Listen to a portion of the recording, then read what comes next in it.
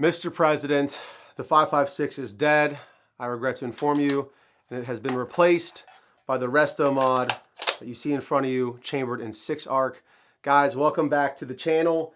Today, we have a very exciting topic, a topic I have been very late to the party on. We're going to talk about why that is and why I'm a little slow to adopt new calibers, like many of you are. But the 6-arc, and I called it a Resto mod because I believe it has the same look, much like a Resto mod car, right? It's got the shell of the AR-15, but it has modern internals and modern ballistics in the 6-arc caliber. So now before we dive into my first experience with 6-arc and this upper right here, the ballistics, why I think it's a very easy replacement for the 5.56 in my opinion for a do-it-all type rifle, we do have to first thank the biggest sponsor of the channel, which is Brownells. If you guys do want to support the channel, please head over to rangedaybro.com. Check out our discounts page, our affiliates page. We have a loadouts page, which this guy will soon be on as well, and all that good stuff. We have affiliate links and codes, so when you shop with those, it does support the channel, so thank you to everyone who does so.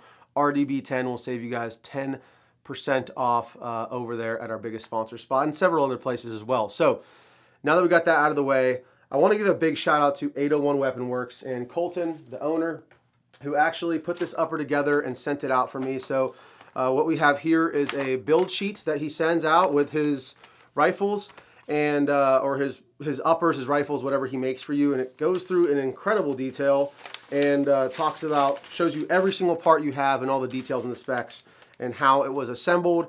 And that's pretty much what he does. He does puts rifles together, puts custom builds together for people who either don't have the time, don't have the tools, or just want a build done really, really well. Obviously, I have a ton of tools and all the parts and all the things I need to do to put something like this together, but I don't have the equipment to do pin and welds, and so this guy is a pin and weld. He's done a very good job.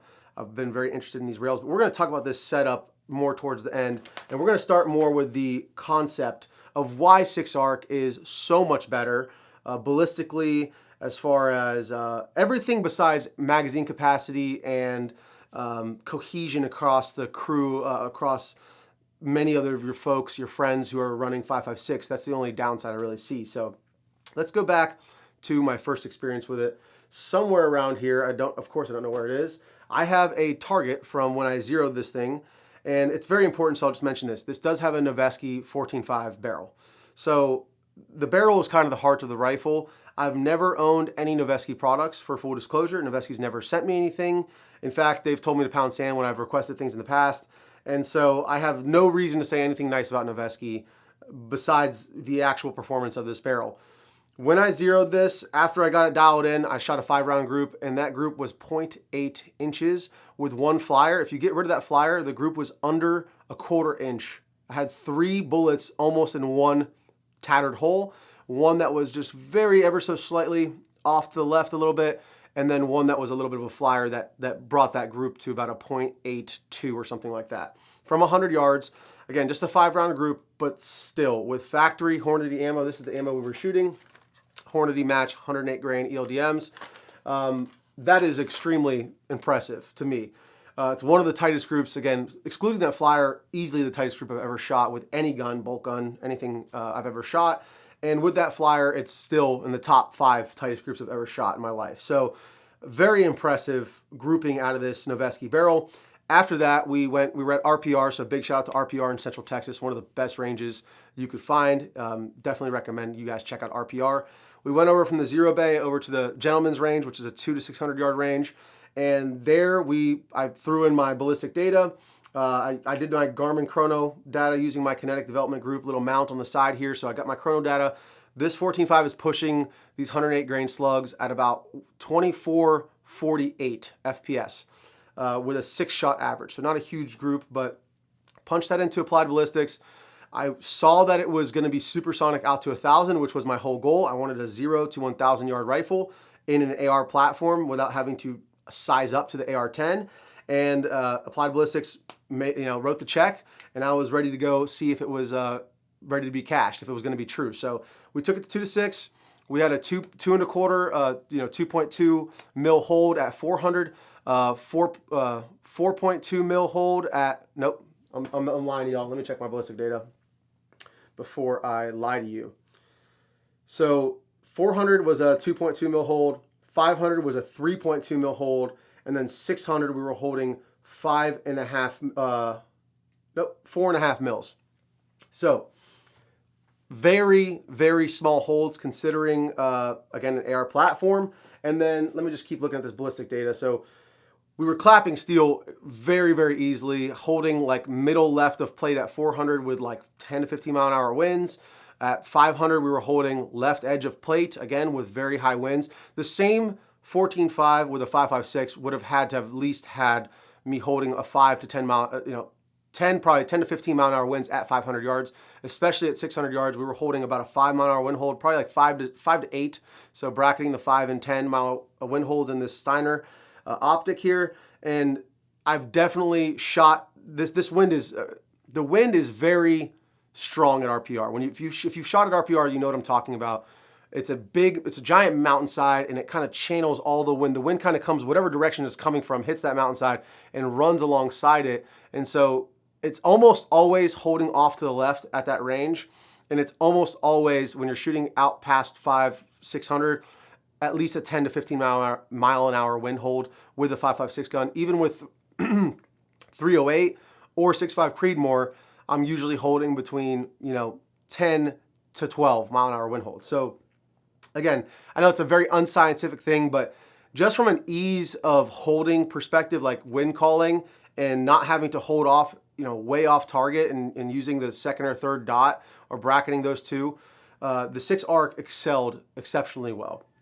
And let's see here. So it's saying that according to Applied Ballistics, I'm going 1152 at 1,000 yards. So after we shot this thing a ton at 2 to 6, I shot it. I did a whole like PRS type stage, I guess you could say. I even took it a little bit further. I shot from like 15 different positions because they have a beautiful, that's where all the PRS matches are housed over there. And there's a 2-gun matches. So they kind of leave all that stuff up.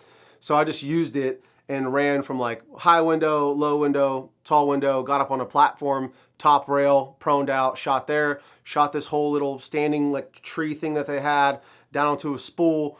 I shot about like 12 or 15 different positions at the 600-yard target with this rifle and just a bag. And I mean, I ran it relatively fast. I think I got it done in like 2 minutes, which is really impressive, guys. And this is with me as a shooter. I'm not saying I'm the best shooter in the world, but this rifle made it very, very easy. I don't think I would have been able to run that same drill with even a 20-inch 6.5 Creedmoor as quickly because of the weight, even though that's got, as good ballistics as the 6 arc. I don't know exactly what the BC is on the different bullets, but again, I was just super impressed. Very easy to do, even in a bunch of improvised shooting positions off a bag. It made it really easy. Now we took it over to 1,000, and this is really where it kind of started to blow my mind, okay? At 1,000 yards, at the 1,000-yard range at least, so the barrel had cooled down. It's about a 10-minute drive from where the gentleman's range to the 1,000-yard range. The barrel had cooled down. I hadn't shot it in a minute. We shot my buddy's 6.5 Grendel because I wanted to give a little comparison or have some experience with 6.5 Grendel, because a lot of people will say 6.5 Grendel is better than 6 arc, which is just not the case. It starts going subsonic around 800 yards with his specific 18-inch barrel and his specific ammo. But that's neither here nor there. So this thing cooled down quite a bit before we shot it again at the 1,000. At the 1,000-yard range, there's a 730-yard target and a 1,000-yard target, or 1,010. So it's about 730, 1,010. And the first round, again, according to my ballistic data, I'll tell you guys, for you ballistic heads who want to know. So at 750, we were holding 7 1/4. For some reason, all my holds were like 1/4, right? 7 1/4 mils, and I held right between the 5 and 10 mile an hour wind hold, 7 1/4 mils, first round impact at 750 yards. Again, we're shooting at a different angle at this point, so I kind of guessed the wind based off of my previous knowledge of being out there. I'm not the best wind caller yet, but still working on that, something I'm working on. And I couldn't believe, you couldn't believe how excited I was to just get one trigger pull, one round, one impact, and then therefore after impact, impact, impact. It was too easy. We moved to the smaller plate at 750, impact, impact, dead center of the plate, 12-inch plate at 750 yards.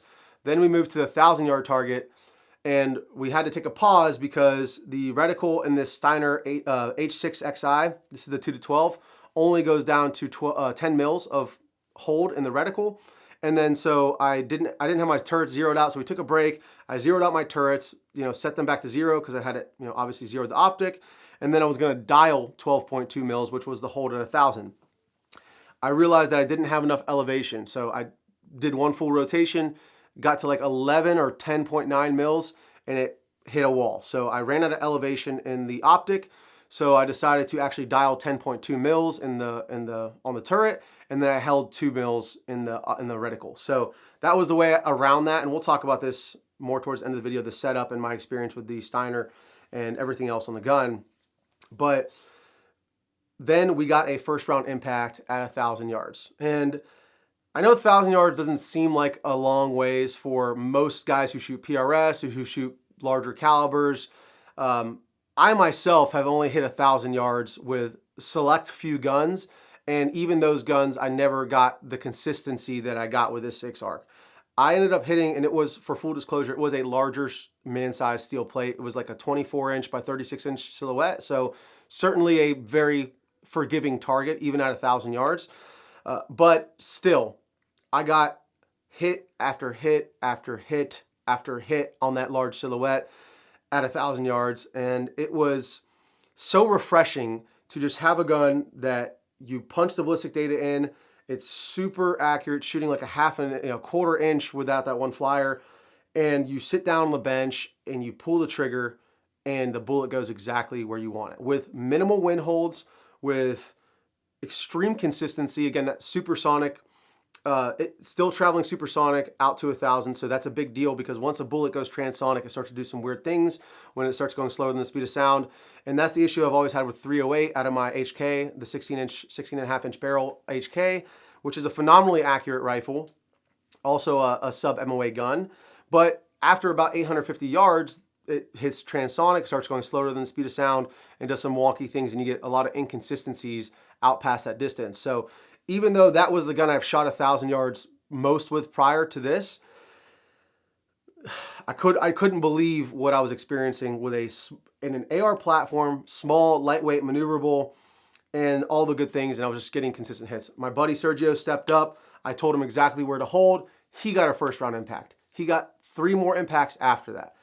It was just like, it was the easy button. And this gun absolutely blew me away. So one thing I will say, and the reason this is really important is because doing what I do, you guys see what's behind me, I'm pretty jaded to this. Like it takes a lot to get me excited about things. It sounds really bad, but like it's the truth. Like there's not many guns, there's not many new things that are out there that get me very excited.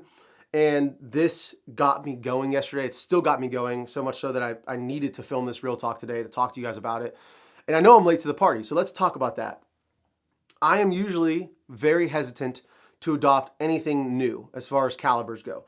We've seen it in the past. There's a lot of calibers that come out with a ton of promise. They're saying this is going to kill the 5.56, and then it dies a few years later.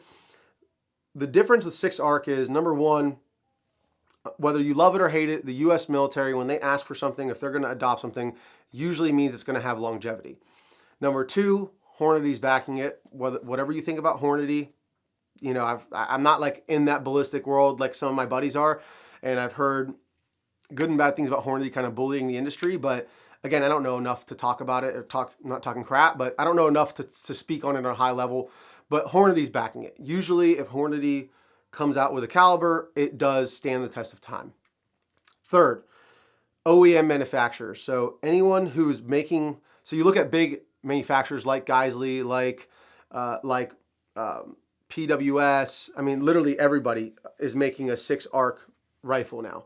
So if OEM manufacturers start to make rifles in that caliber, again, another sign that the caliber is usually going to stand the test of time.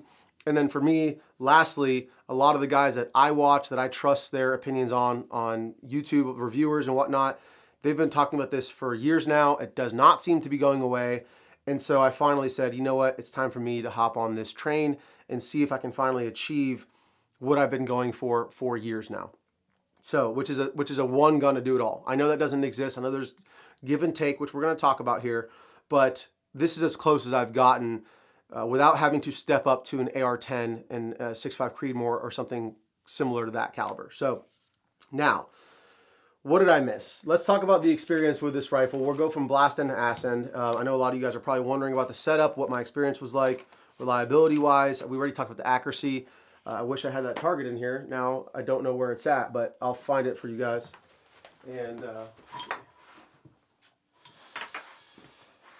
unfortunately, I don't think it's in here.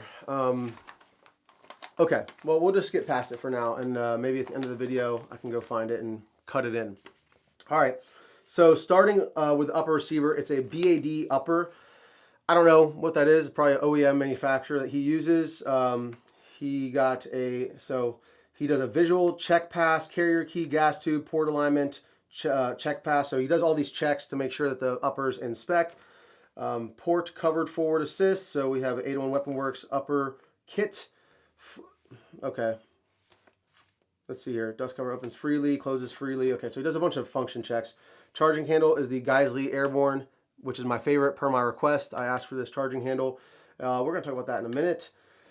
BCG, 801 Weapon Works with a 6-arc BCG, coated, chrome lined, pass visual checks, engage checks. The barrel, headspace pass, yes, Noveske, N4 Afghan, 14.5, 6-arc. Chamber passes, visual checks. Okay, let's talk about the gas port size. This is important. So, the gas port size on this Noveske is a .074. So the reason that's important, I just talked to Colton before I started filming this video, because when I got to the range, I had been hearing all this stuff about how 6-arc is massively overgassed. You need an adjustable gas block. You better put a heavy buffer weight in there. You know, like, you're gonna have to really tune this thing. You're gonna need a flow through can, all this stuff. So what did I do? I put a CAC Industries flat wire spring and one of their heavy hydraulic buffers in here, because I was just expecting this thing to just gas me out right away. And I don't know the exact weight of the CAC buffer weight or the color that I used, to be honest with you. I can't remember. But without the Energetic Armament Ferox up here in the front, the first round I shot when I was zeroing this thing, it did not even kick out the old brass. So according to Colton, Noveske recently resized their gas ports to a much more conservative size of that .074, I think it was, yeah, .074. And so I wasn't, without the can, it wouldn't even run. It wouldn't even cycle and then kick out the old brass. So I didn't know this, and luckily I had my Ferox with me. I put the can on there, and this thing started to run perfect, ejecting perfectly at 3:34 o'clock. And you guys will see that when we do the full review, how smooth this thing was running. The recoil impulse was perfect. I mean, softer shooting than most of my AR-15s in any barrel length. So I would compare it to like a Mark 12 rifle length type recoil impulse. Very smooth. And I think a lot of that is due to the buffer weight system from CAC Industries. But again, I still have to do a lot of testing and experimenting with different buffer weights. I do want this to be able to run unsuppressed. And so, so there's going to be a little bit of time before I really understand what this barrel likes with this ammunition. But luckily I had the Ferox with me, threw this can on, and it ran flawlessly. So right now, the way it's configured with this buffer weight and spring, it's pretty much a suppressed only setup, which I don't love the idea of. It is extremely smooth, and I'm 99% of the time I will be running it suppressed, but I think I want a little bit more reliability, so we're probably going to step this down to a lighter weight and spring and mess around with it to get it to be that happy medium between being reliable but not super overgassed. Now, moving back from there, we have the Noveske barrel, which we talked at length about. We have a reared and muzzle device pin and welded on the front here. Let's see if I can, this is tight. Yeah, we haven't taken it off yet from the range. See if you guys can see this. Just want to show you guys. I believe this is the RC2 or R2C muzzle device, which is the one that's long enough with the flash hider, closed bottom from Reardon, and that's what we have pin and welded on the front. We do have a PWS hub adapter on the back. It's a Plan B style hub adapter with the Ferox, which is a relatively small can. I actually love this can. It's actually 6mm can, which most people don't realize because it works so well on 5.56, but it's 6mm. So I'm a huge fan of the suppressor. Moving back from there, we have the Ripcord Industries rail. I'm not exactly sure what they call this one. However, it is the one that Colton had on hand, and when I talked to him about this build, he was willing to send out with it. This is the LDRC 13-inch. I did want the one that had the ARCA rail built in, the little ARCA adapter built into the rail so I wouldn't have to go the route of putting a like mini pick section on here to use it with my tripod. But beggars can't be choosers, and it's still a phenomenal rail. Has QD reinforced steel sockets in the back. It's very similar to like a Mark 16 rail, but it just feels a little bit more stout, if that makes sense. It feels a little bit beefier, a little bit stronger. And it has these inlaid like skateboard tape or grip tape like inlaid into the handguard in the positions where you typically wouldn't mount anything for M-LOK anyways. The only issue I ran into with that is this little, what is this, wire management system from Forward Controls. I wanted to mount it back here. Right here actually is where I previously had it mounted on a different rifle, and I had to just adapt it and move it forward because you can't mount anything right here, which is fine because you get that additional grip that's just built right into the rail, which is pretty cool. So no complaints there. It's got 2 anti-rotation tabs in the back instead of them being like on the upper, like on the URGI rails. They're down here and they impact the upper on the lower side of the upper receiver. So really great rail. A huge fan. Aesthetically, it looks great, feels great. Big fan of it. We do have the Samson Manufacturing VFG on here. Surefire, Vampire, just covering this stuff while we're here. A Steiner CQBL laser illuminator, or sorry, just IR and Viz laser, no illuminator. This guy does the illumination for me. And a Unity button, whatever this button is called. I can never remember the name of this button, but pretty cool button. All right, now that we covered this stuff, let's get to the Optic, which is kind of really what I want to talk about with you guys. The Optic itself, in my experience with this thing, has been really good besides a few small minor things. So first and foremost, the most annoying thing about this Optic, and by the way, Steiner did send this Optic out, so big shout out to Steiner for sending it out. But if you guys are listening, there's one glaring issue with this 2-12. And by the way, this was also a subscriber recommendation that I had a subscriber tell me that I need to get this for this specific gun. And largely, I think it's a great optic for this type of system. But two things that really, there's a couple things. We'll start with this. The numbers on the drops and on the tree in the reticle are extremely fine and very, very small. I don't know exactly why they're so small and so fine, because they're out of the way. They're in a portion of the reticle that you would not be using, like after the 25-mile-an-hour wind hold, they're like way out. So I don't know why they're not bigger. And there were several times, I mean, a lot of times, like so many times that I was like, damn, I wish these were bigger, that I was shooting and you pull the trigger, you follow your trace, you see the impact or the miss, and then I had to go back and really, really look for the numbers to find out, okay, there's the number 6. I know I need to hold 5 1/4, whatever it is. And then I have to like look up a line, trace it over because the reticle is so fine, which is great, but it's a first focal plane 2-12. So as much as I can appreciate, and I definitely don't want a reticle that's got really thick lines that covers up too much of the target for a precision type gun like this, I still think it's a little overdone on how fine the numbers are especially, and even the reticle can be a little bit larger in my opinion for what it's being used for. Again, kind of a nitpick, but when you're trying to do tactical type engagements where you're going from 4, 5 to 6 quickly, trying to read the numbers quickly, it does kind of mess you up, especially when you're shooting those adverse positions and you're not stable and you're trying to read the reticle and then trace it over and then find your dot, your wind hold. It takes a little bit of extra time for everything I found because of how fine the numbers and the reticle are. Harped on that a little bit longer than I wanted to, but let's move on to the next complaint I have. The amount of elevation that you have, this is a 30mm tube, so I couldn't dial for 1,000, which again, the whole point of this gun is to be a 0 to 1,000 yard gun. So unfortunately, I could not dial like I wanted to 12.2 mils to get that really precise, because dialing is always a little bit more precise than holding, at least in my opinion. The reticle does match up extremely well to the actual true dialing of the mils, but I wanted to dial 12.2 mils and I couldn't do it. Now the alternative is I could get a 20 MOA mount so that my 0 is just a little bit higher inside the scope body so that I could have dialed a little bit further. Had a subscriber message me and ask me about this scope. He has the same one. He told me he's got a 20 MOA mount and he has 16 mils of travel because of that 20 MOA mount. So that's a easy fix, I suppose, for this. Now I do have the capped version of this turret on here. It comes with a capped and exposed version. The exposed version comes installed, pre-installed, but I was planning on doing all holds with this thing, not knowing the reticle only went to 10 mils. So that was something I overlooked.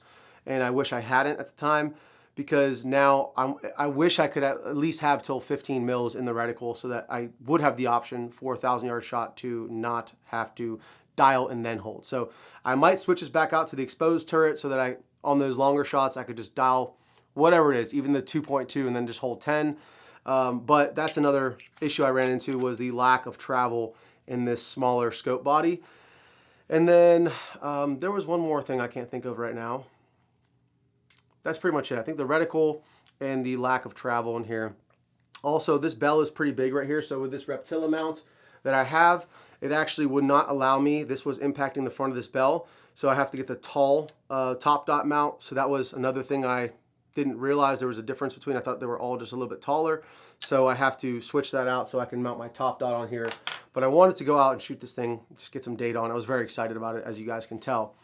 So moving back into the upper, again, 801 Weaponworks BCG and a Noveske bolt. So when you buy the Noveske barrel, it comes with a Noveske bolt. I forgot to mention, Colton also did pin the gas block for me. They don't come pre-drilled for the pin, so he did that work as well as the pin and weld. He drilled it. I just prefer a pin gas block. That's just me. It does have a mid-length gas system. Again, forgot to mention that, but bolt BCG reliability was great, besides one failure to feed using the E-Lander mags. So this is a mag that I found on Brownells. I never really heard of them until I went to the range. My buddy had a bunch of these for his 6.5 Grendel, and he has said he had no issues with them. But I noticed when I was loading these, the actual follower plate would get jammed down in the body of the magazine, and it would make it very difficult, and the rounds would just get like stuck in here. So I noticed that after the range trip when I was loading this thing up, and now I can't even get this round out of here. There we go. See if I can recreate that on camera for you guys. So there you go. That's it right there. So I pulled a few rounds out, and you can see, there we go. It just adjusted itself, but you can see the bullets are just falling out like so. So this mag is doo-doo. I would not recommend these mags. Yeah, literally doo-doo mags. So you can chalk up that one issue with reliability to the magazine, which has been a long understood issue with the 6-ARC, is the mags. Until Geisley, by all accounts, came out with their 6-ARC mag, and apparently it's the best thing since sliced bread. You just can't find them, and they're $50 when you do. So I am looking forward to trying out the Geisley mags, but I don't have any currently. Now, the Duramag right here, this is their 26 rounder, worked flawlessly. Again, we put about 150 rounds to this thing, so nowhere near enough to be able to say, hey, this thing is completely reliable with this mag. This mag itself probably put 75 rounds through it. So again, not enough data to say, but Colton and a bunch of other of you guys out there who are fans who messaged me on Instagram told me that the Duramags are your favorites. Specifically the 15-round Duramags I've heard are the most reliable from what they've found out there. But again, by all accounts, the Geisley mags are completely redesigned from the ground up to be the best, most reliable mags out there. So I'm looking forward to trying those out. Another friend of mine, another friend of the channel, Steven, he had bought some 25-round or 30-round Geisley mags. I think they're 30-round mags, and they are like ridiculously clown-like long. So probably won't get the 30-round Geisley mags, maybe the 25 or the 20-rounders. We'll see. But they're so long, like forget going prone ever with that mag in the gun. He sent me a picture. It was actually really funny. He's got a 14.5 GFR from Geisley, and the 25-round mag was like, you can't even see where I'm holding my hand. They were like clown-like. They were so long, they looked ridiculous. They looked like a 12-gauge mag. But if that's what they got to do to make them reliable, then just know what you're getting into with that. But that is another issue with 6-ARC, but we'll talk about that at the end. So the lower right here, this is a PWS Mark II. I forget what they call this one. Mark II Mod 1? Yeah. Mark 1 Mod 2. I forget. It's their ambidextrous lower. Great little lower. They did send this out. I'm a huge fan.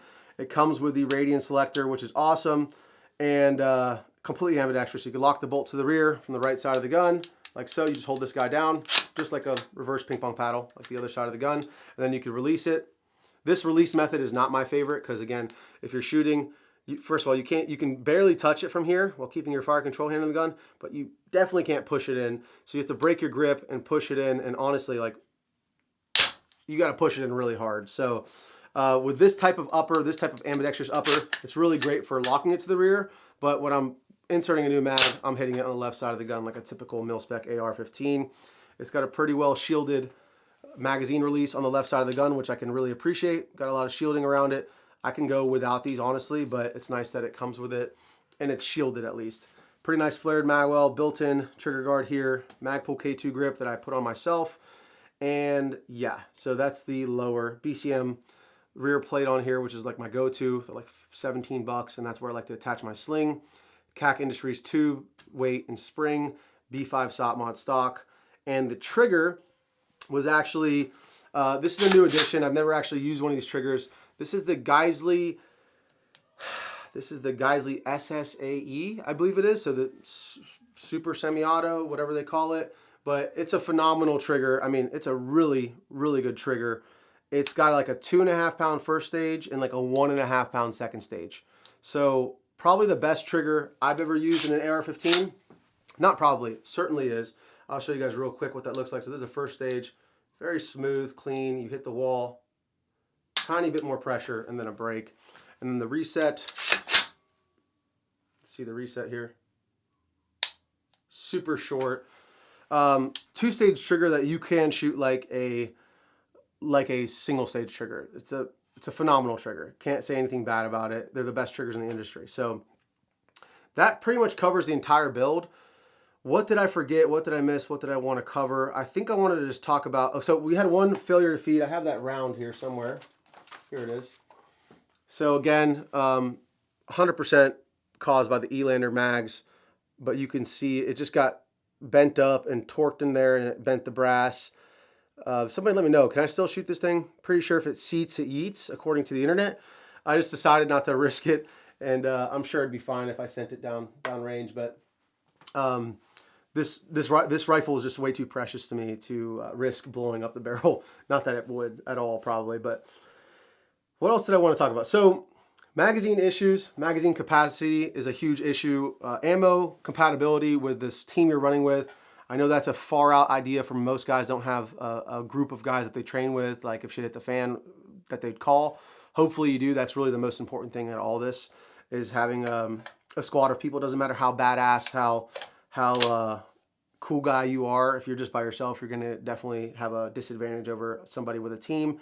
So that's another disadvantage, is ammo compatibility. The one thing I do want to kind of squash is, it's true that 6-ARC is expensive, but relatively, if you buy any kind of accurized ammo for the 5.56, relatively it's not that expensive compared to the same Hornady. I don't know, does Hornady make ELDMs for 5.56? I don't think so. I've never seen it. They probably do. But like Sierra Gold Medal, like Federal Sierra Gold Medal Match 77 grain bullets, or like Black Hills, any of that accurized, good quality, high end, even though Black Hills is pretty terrible, 5.56 ammo is going to be at or more expensive than what you can get this 6-ARC for. This stuff is going on Brownells for like $1.27 to $1.30 a round, which again, compared to FMJ 55 grain that you could buy for 45 cents or 50 cents in bulk online, that is expensive, obviously, but compared to accurized 77 grain 5.56 ammo, it's as cheap or cheaper in a lot of cases than that accurized 5.56 ammo. So, and for right now, you could find it pretty much in stock everywhere online. So again, I know I'm late to the party, but I haven't been this excited about a rifle in a very long time. So I wanted to bring this real talk to you guys. If you have any questions, let me know down in the comments below. Big shout out to 801 Weapon Works, big shout out to Steiner, big shout out to PWS, all the companies that made this possible and allowed me to build this out. Shout out to those guys, because I could not be happier with the way this thing turned out.